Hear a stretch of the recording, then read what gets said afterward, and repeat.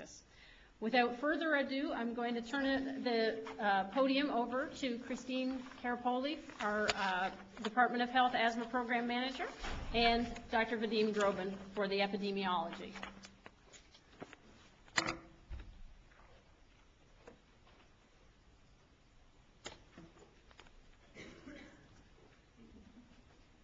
Hi, good morning, everyone. As Allison said, my name is Christine Carapoli, and I am the Asthma Control Program Manager for the Department of Health, which basically means that I have the administrative oversight of all the activities that are conducted throughout the Commonwealth that's under the Department of Health.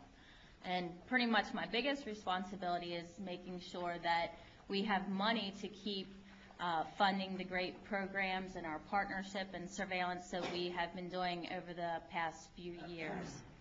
I promised Vadim that I would go really fast because he has a lot to cover with the asthma surveillance. Basically, this just gives you an overview of the funding. Our main funding source is the CDC, and it comes down to the Department of Health. And it's the Department of Health is spread out with different divisions, and my program is within the Division of Nutrition and Physical Activity.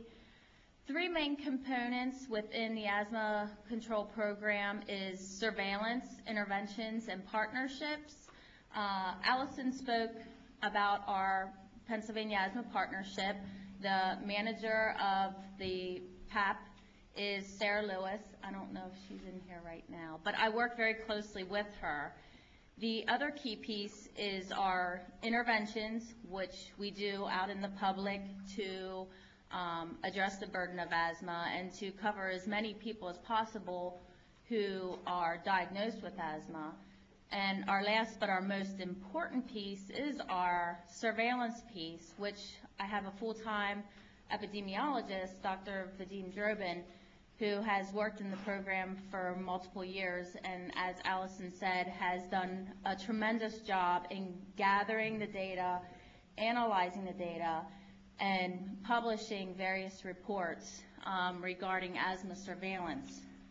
Now, I know you have these slides so you can take a further look at them, but pretty much in a nutshell, what I've just talked about are those three areas.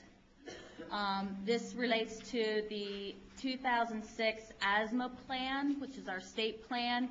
These are the 6 areas that we focus on when the partnership meets. And we have work groups that coincide with each of those 6 areas.